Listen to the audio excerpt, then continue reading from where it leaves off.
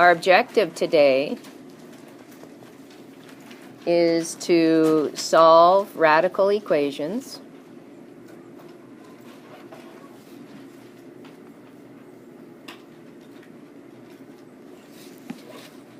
and there's going to be, or there's kind of a second piece to this, is solve equations using radicals.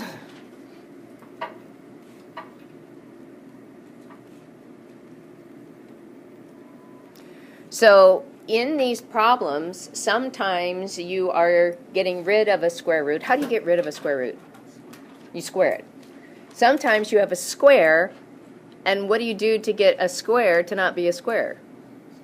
Square root it. So you're going to have some problems on your homework tonight where you have to square and then take square roots in one problem. Okay?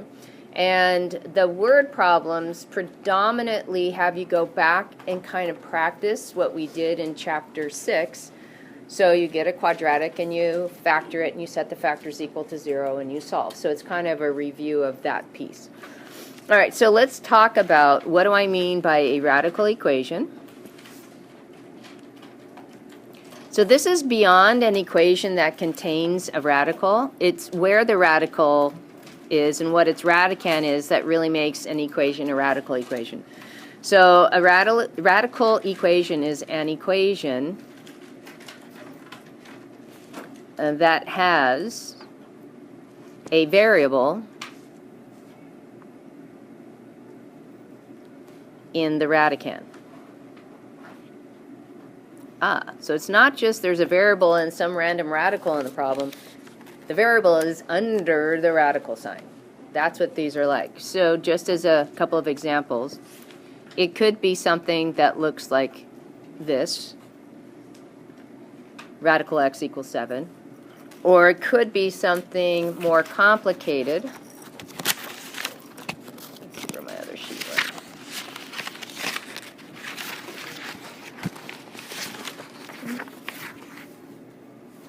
I have a sheet someplace. There it is. Or it could be more complicated, and it could look something like this. 3 times the square root of 2a squared minus 28 equals 6. But in both cases, what they have in common is both of them under the radical is at least a variable. Okay, there could be other things, but there has to be at least a variable. So we're going to kind of go through how we would solve problems like this and go step by step. So number one, what do you think we need to do in order to solve any kind of radical equation? What is going to be our first step? Justin? Okay, well, you're trying to solve. Usually we have to kind of prep something before we can try to solve it. What would be the first prep step?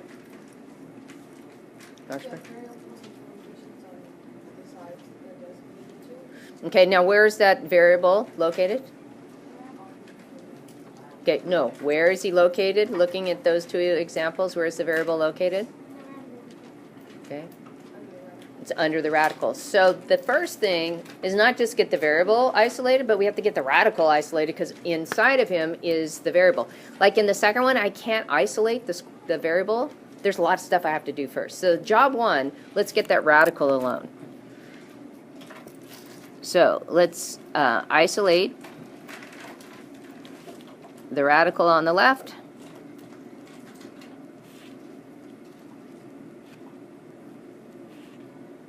and everything else on the right.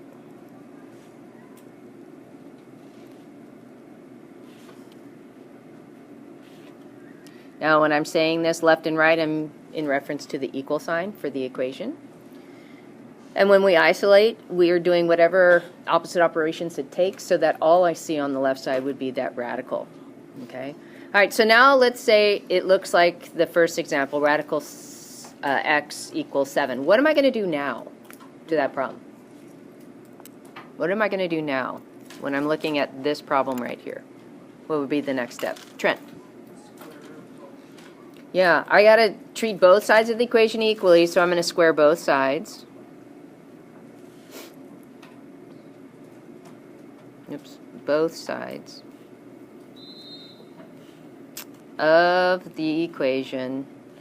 And the whole point behind this, that's to eliminate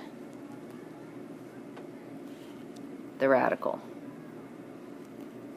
I'm not being asked what does the square root of x equal. I want to know what x equals. Okay? Now, in the case of the left equation, the radical x equals 7, once I square both sides, I have a value for x, and that's because all that was under the radical sign was an x. But if you look on the right side, that 3 radical 2a squared minus 28 equals 6, once I get the radical isolated and I square both sides, I just don't have a. I've got 2a squared minus 28. So what am I going to do in that particular case? Because I'm not done. I'm not even ready to come up with an answer for a.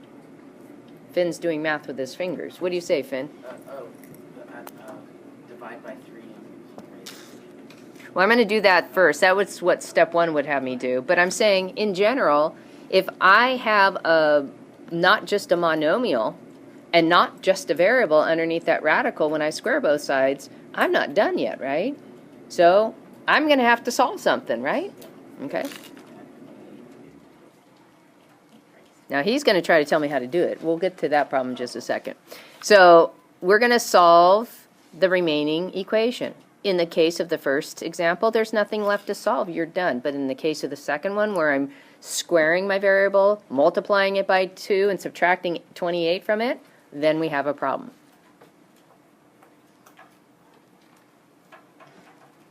Okay. Now, as we've gotten later in the book, and the material has gotten a little bit more challenging, we have had the last step be the same. And that is to check your answer for reasonableness. So is answer reasonable? So what could possibly be an answer that would not be reasonable for, let's say, the first example, because he's the easiest one to look at? What would be a bad answer that we could say, nope, can't do that. There's something wrong with that answer. Jason? Say it was like x equals the square root of a number. No. That's okay. We can figure that out. Pratt? X was 6. Okay. Well, obviously that's going to be a problem, but in general, which we couldn't get 6 for that, Finn. The square root of x equals -7. Yeah, the problem here is if we get a value that's negative and we plug it back in under a radical, we can't take the square root of a negative in the real number system, and that's the only system that we're working with. So for our purposes, if you get an answer that places a negative under the radical sign as part of your check, then that math problem cannot be solved at this point. In Algebra 2, you'll learn how to do that, but at this point, no. So you can't have a negative value under the radical.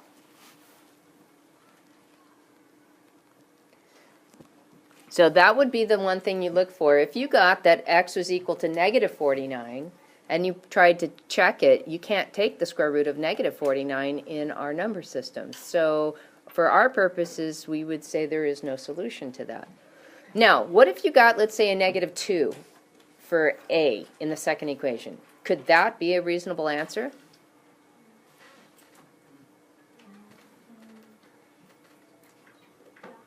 Okay, why yes?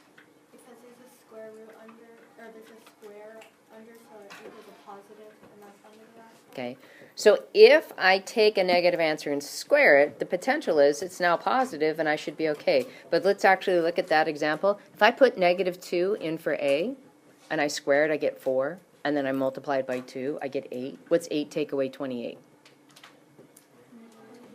A -20. So if that happens, I still can't accept that as an answer. So I do have to test out my answers to make sure I do not end up with a negative under the radical, okay? If you do, then you have to throw that answer choice out.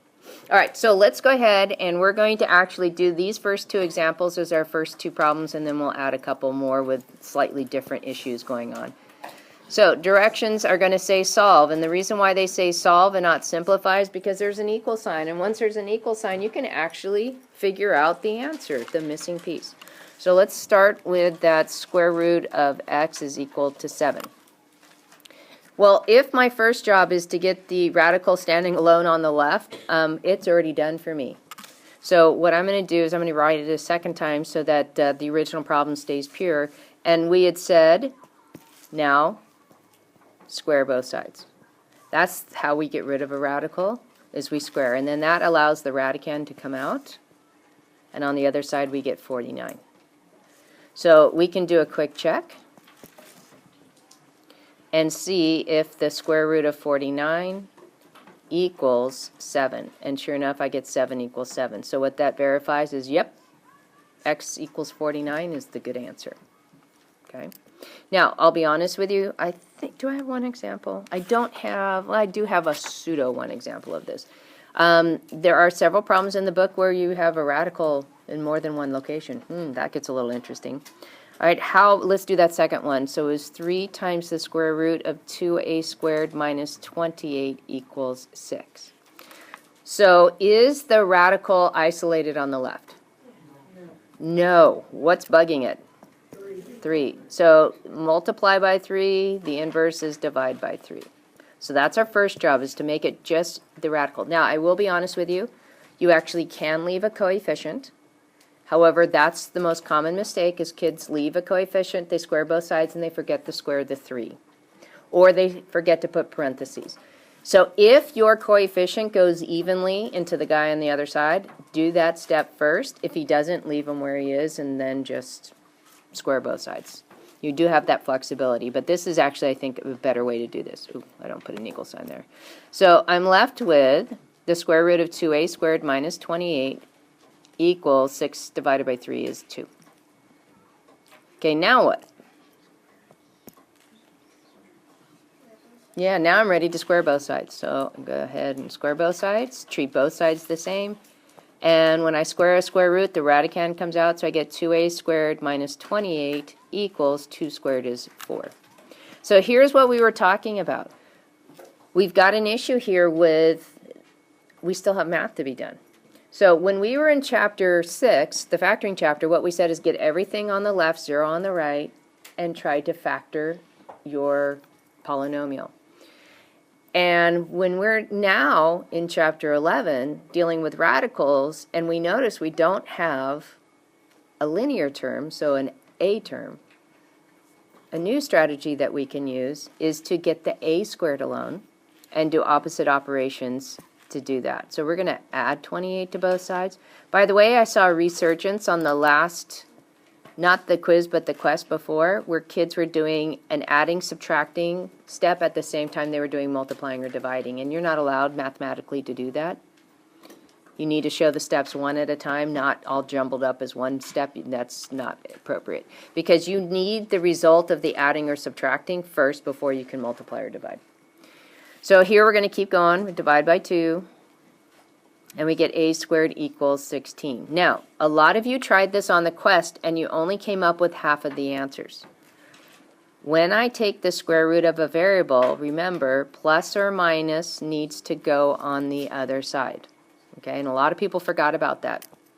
So that gives you two answers. A is equal to positive or negative 4. Now let's see if both work in this case. If I put in 4 and I square it, I get 16. If I double it, I get 32. If I take 28 from it, I get 4. So that means I'm not going to get a negative, because if I put in a negative 4 and I square it, I get a 16. And everything stays the same. So my checking is going to be beneficial to verify, yep, you can do this. So where your check takes place is the original problem. And we're going to get 2 times 16 And that gives us the, sorry, that looks like a cube root, doesn't it? That's just supposed to be a coefficient of 3. So we get 3 times the square root of 32 minus 28. That equals 6. So for here, we've got 3 times the square root of 4, which is 2, and 3 times 2 is 6. So that's when I plugged in a positive 4, and look what happens when I plug in the negative 4.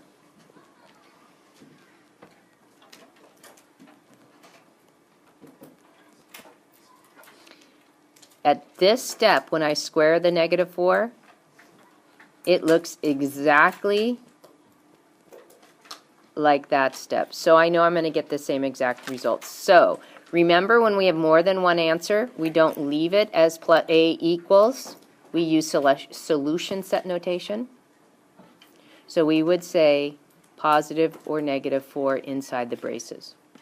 Now, I want to take just a moment to explain to you why we have 2 answers instead of 1. So I'm going to go back and solve this from a certain point back in the chapter 6 way.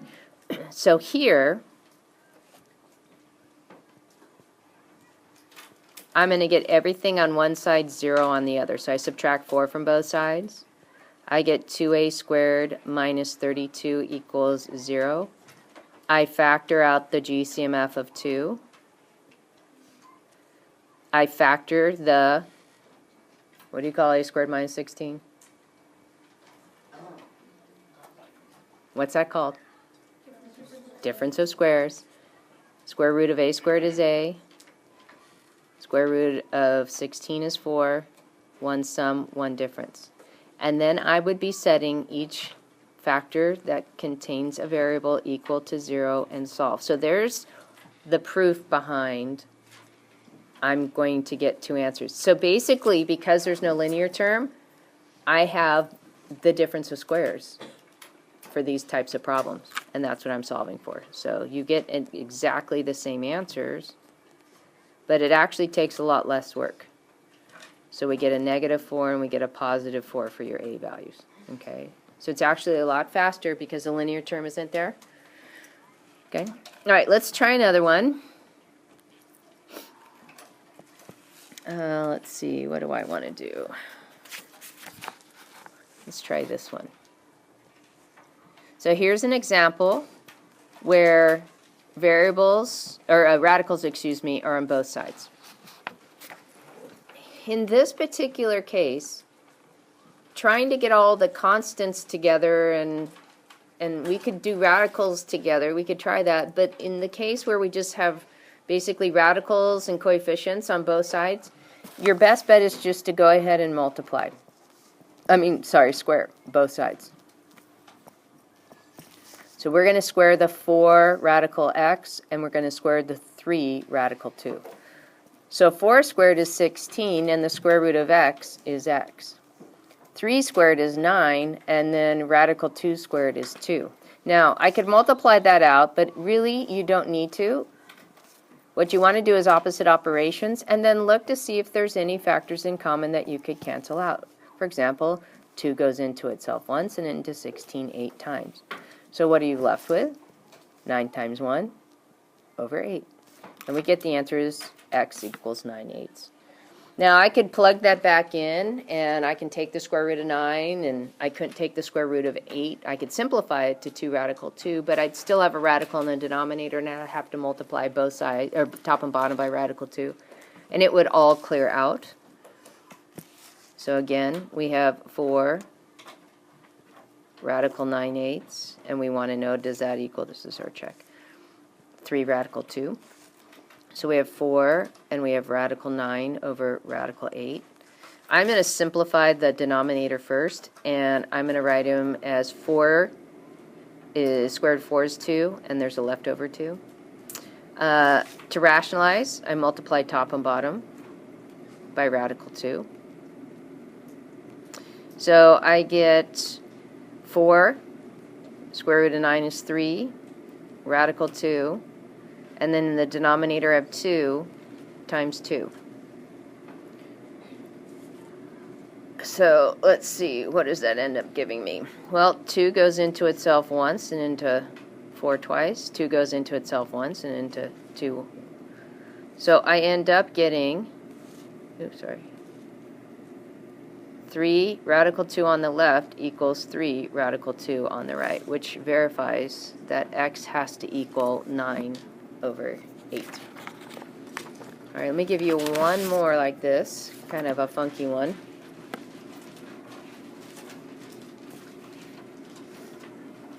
So this one has the square root of 2n squared minus 25 equals n.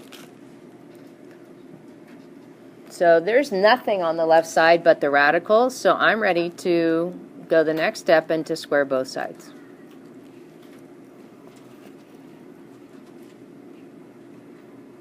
So the square root of a quantity squared is the radicand, is 2n squared minus 25, but over here when I square n, I get n squared.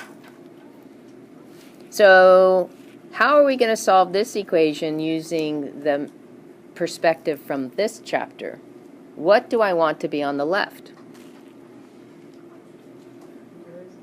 The variable. What do I want to be on the right? The constant. So I'm going to get all my n squareds together by subtracting n squared from both sides, and I'm going to get my constants on the right by adding 25 to both sides.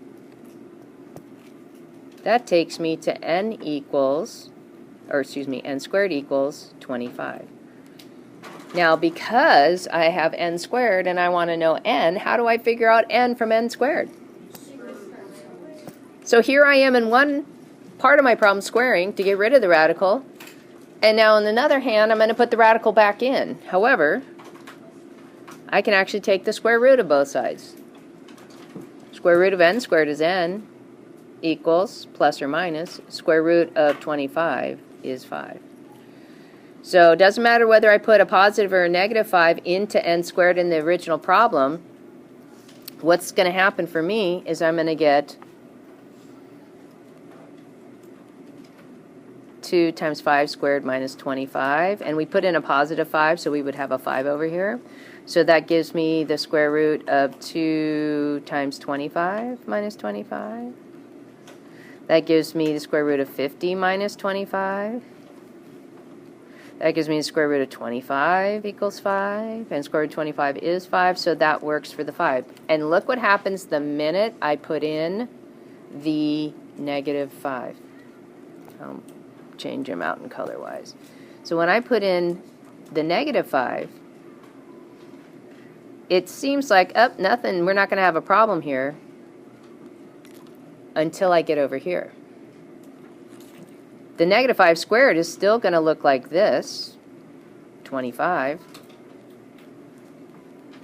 But the problem is this. I'm telling you I'm taking the square root, and then I'm telling you I'm getting a negative. So in this particular case, the negative is not reasonable. So the only answer that works in this particular problem is n equals 5. Okay, so that's what I'm talking about when we're dealing with reasonableness. So if I carried out this problem, I'm going to have the square root of 25, and the square root of 25 is 5, and then you can see right here, I get 5 is not equal to negative 5, so that's why I kind of throw him out. Okay, so job 1, try to get the radical alone. Job 2, square both sides. Job 3, solve whatever you have left. Okay, all right, so let's switch gears. Hey, bub.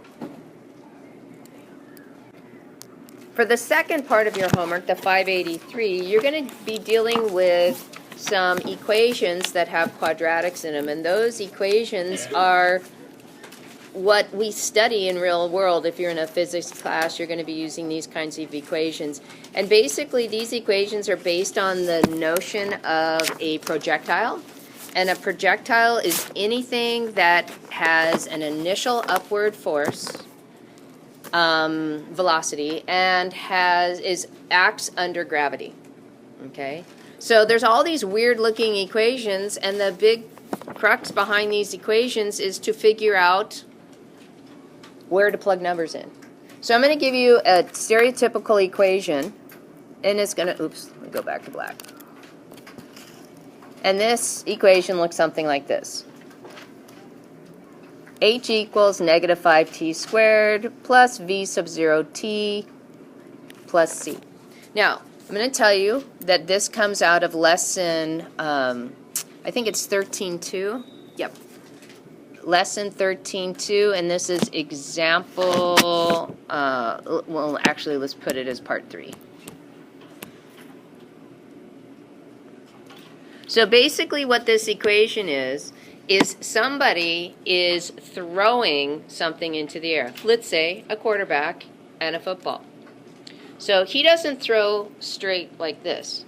He kind of throws up, and it makes that nice parabola where it starts going up and then it comes down, hopefully into the hands of the intended receiver. Not always, but that's our hope. So there's questions people want to know about this. So let's define what each of these variables are. And if that's as far as we get today, that's as much as you need in order to do those problems. Now they're going to give you the equations, they're going to give you information, and your job is to plug the information in the right spots. Okay? So, what's H? H is the height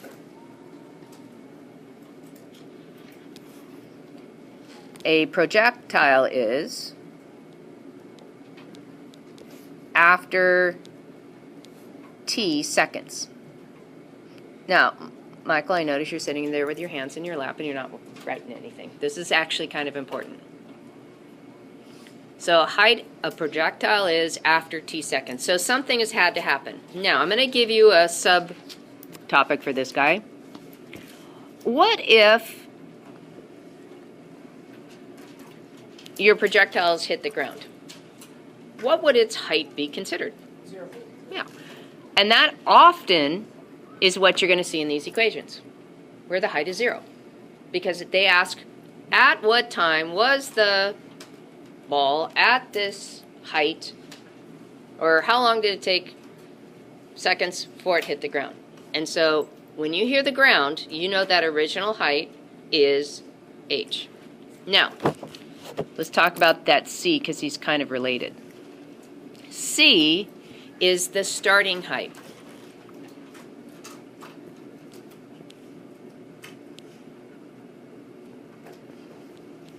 Of the projectile.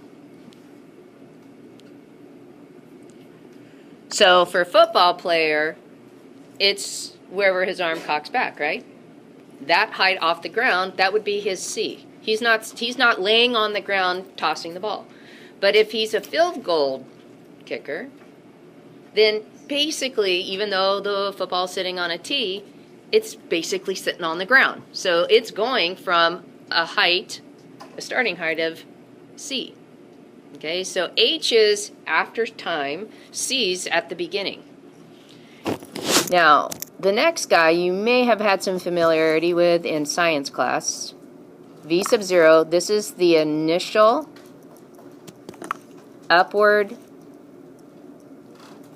velocity. Okay. So if you're a baseball player and you go, hey, psych, and you just barely tap the ball, it goes, and it falls down, right? And then that's called a bunt, and everybody goes scrambling for it and tries to get it. Now, if you swing at it with initial velocity, that sucker's going to go, if it's lucky, it's hit just right, it's going to go into the stands and it's going to be a home run. So it's all a matter of whatever that initial velocity is what we can get on. Now, some people don't even get to the ball because of the way that the pitching's done and how they're tricking you and whatnot. So when you are given information, you plug it into the formula and you try to solve. So for example, a child tosses a ball with an upward with an initial velocity of 4 meters per second from a height of 1 meter. Okay, so guess what that means? Kid's got the ball here, 1 meter, and he throws it up at 4 meters per second. Okay. About how long will the ball be in the air?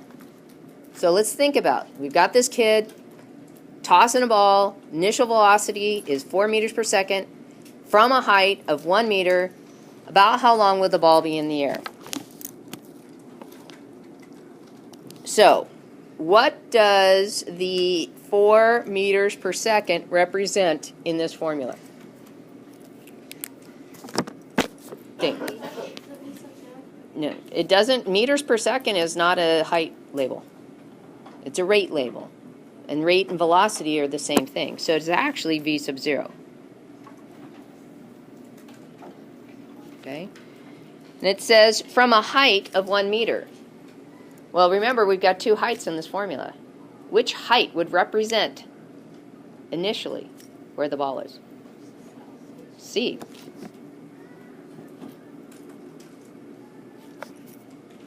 So that still leaves us 2 unknowns, right? An h and a t. What's the h in this problem? Let me read the problem again. About how long would the ball be in the air? T seconds. Okay, hold on. What's the h in that problem? The height after T seconds. Okay.